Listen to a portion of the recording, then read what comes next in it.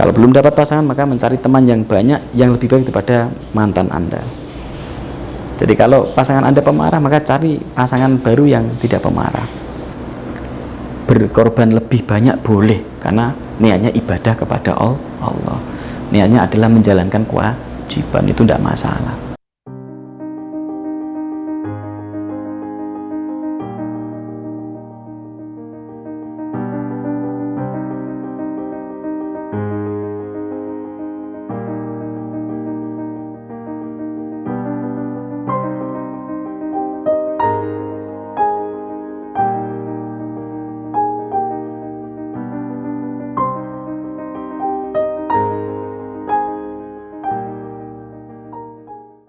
Iya.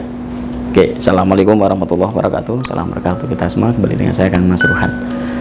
Nah, ini ada yang usul tanya nih lewat chat dan juga lewat email ya. Hampir sama pertanyaannya. Yang pertama adalah bagaimana membuat pasangan Anda tidak bisa melupakan diri Anda. Kira-kira gitu. Supaya Anda disayangi terus, dicintai terus, diingat terus. Nah, apa sih yang harus kita lakukan supaya Anda menjadi primadona pasangan, bahkan dimanapun, kapanpun Anda diingat oleh pasangan Anda? Dan pertanyaan yang kedua adalah, kalau sebaliknya bagaimana Anda malah mengingat seseorang padahal sudah pisah dan tidak bisa move on? Nah, dua pertanyaan ini saya jawab, tapi nanti di dua video ya. Nah, video yang kedua ya, cara move on. Bagaimana kalau Anda malah tidak bisa melupakan pasangan padahal sudah selesai, sudah berhenti atau bercerai atau tidak jadi menikah, macam-macamnya. Cara cepat untuk move on adalah, yang pertama, Anda mencari pengganti yang lebih baik. Jadi mencari pengganti yang lebih baik. Kalau Anda tidak bisa mendapatkan yang lebih baik, maka mencari teman yang lebih baik. Saya ulangi, kalau Anda ingin move on dari pasangan, maka yang pertama ya, mencari pengganti yang lebih baik. Mencari pasangan yang lebih baik daripada pasangan sebelumnya. Kalau belum dapat pasangan, maka mencari teman yang banyak yang lebih baik daripada mantan Anda. Jadi kalau pasangan Anda pemarah, maka cari pasangan baru yang tidak pemarah. Kalau mantan Anda suka memfitnah, maka cari pasangan yang tidak pernah memfitnah atau minim untuk komplainnya. Kalau mantan Anda suka komplain, suka menilai, maka cari penggantinya yang tidak banyak komplain, tidak banyak menilai Anda. Intinya mencari pasangan baru atau pengganti yang lebih baik daripada yang sebelumnya. Itu cara yang pertama, harus itu. Kalau Anda belum dapat pengganti yang lebih baik, ya Anda akan ingat sama yang mantan, karena merasa bahwa yang mantan itu masih yang terbaik gitu, sehingga Anda akan bahas dia terus, kan repot nanti. Padahal yang seharusnya adalah Anda membahas yang baru, pasangan baru yang Anda banggakan, yang Anda suka, yang Anda senangi. Makanya untuk menghapus atau untuk move on dengan cepat adalah ya, cari pengganti yang lebih baik gitu. Yang kedua, mulai belajar mengabaikan masa lalu, anggap tidak penting. Ya, salah satu cara adalah belajar menghapus kenangan-kenangan yang ada. Misalkan ya, foto-foto yang di handphone, chat-chat dengan mantan, atau tempat-tempat kenangan yang pernah asik dengan mantan, ya mulai jangan dikunjungi, ya mulai dihapus lah ya. Walaupun tidak bisa menghapus 100%, tapi ya belajar untuk menghapus itu yang ada di handphone ya. Mungkin surat-surat dari dia, hadiah-hadiah dari dia, kasihkan orang aja. Yang di handphone hapus ya, chat-chat hapus. Kalau berupa barang hadiah, jangan dibuang, tapi hadiahkan ke orang lain saja, kasihkan ke orang yang tidak dikenal di jalan kalau itu berguna untuk orang lain. Dan yang berikutnya,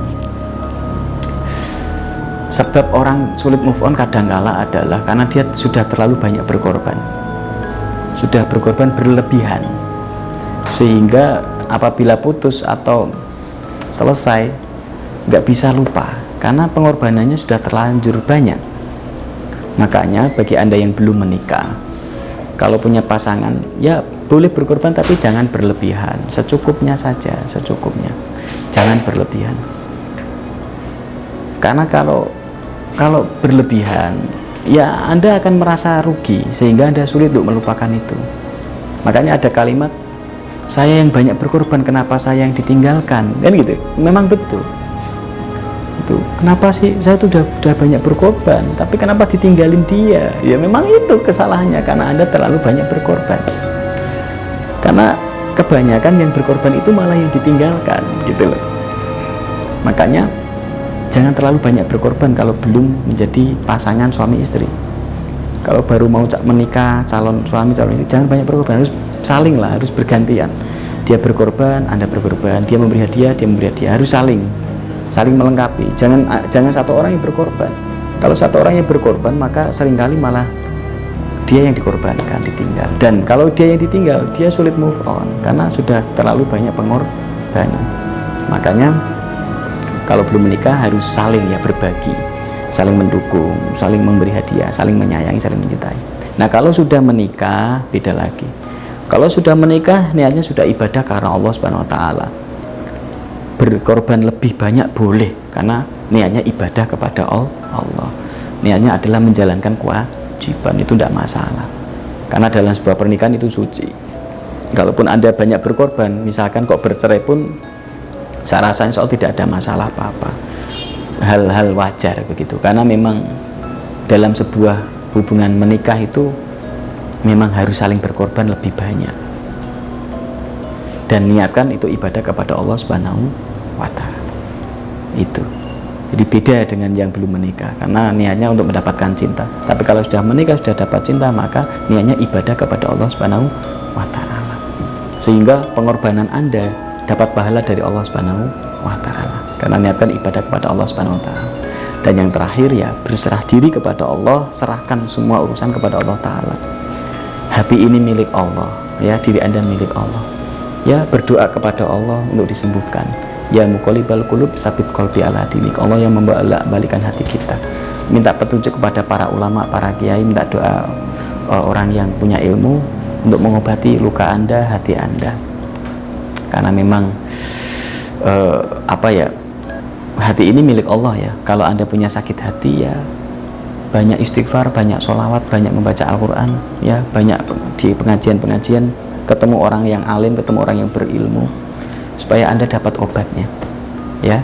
Dan berserah diri pada Allah. Boleh juga ikuti salah satu 5 ajaran ya, tombo ati itu ya, tombo ati ono 5 ing pernane itu, ya. 1, kumpul orang soleh. Yang kedua, membaca Al-Quran. Yang ketiga, puasa sunnah, ya kan. Yang keempat, zikir malam, ya, yang lama. Yang kelima, ya kan, puasa, sholat malam.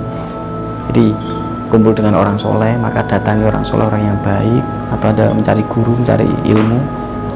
Terus puasa sunnah ya, Senin Kemis boleh, puasa sunnah apapun, membaca Al-Quran, terus sholat malam ya, sholat tengah malam, munajat pada Allah, dan zikir yang lama, zikir malam atau dimanapun berzikir yang lama kepada Allah, kepada Rasulullah, baca sholawat. Insya Allah hati Anda akan diobati, sehingga Anda bisa move on, sakit hati bisa terlupakan, dan mencari kehidupan baru, mencari pasangan baru yang lebih baik ya. Kalau masih gak bisa juga, saran saya Anda mengamalkan wirid tasbih karomah atau tasbih karomah akbar. Anda bisa baca di tasbihkaromah.com untuk penyembuhan diri kita, hati kita, kehidupan kita, dan untuk berkah. Insya Allah hidup Anda akan tambah berkah. Anda membaca wirid tasbih karomah atau tasbih karomah akbar dari saya, insya Allah Allah mengobati segala penyakit Anda, baik penyakit kecewa, penyakit hati, sulit move on, supaya Anda bisa move on, Anda bisa membuat lembaran baru, kehidupan baru, bisa mengobati orang lain, keluarga, diri Anda sendiri, dan untuk kehidupan yang lebih baik. ya, Anda baca di tasbihkaromah.com. Insya Allah tasbih karomah akan bermanfaat untuk Anda. Berkah dari saya, Kang Masruhan. Assalamualaikum warahmatullahi wabarakatuh.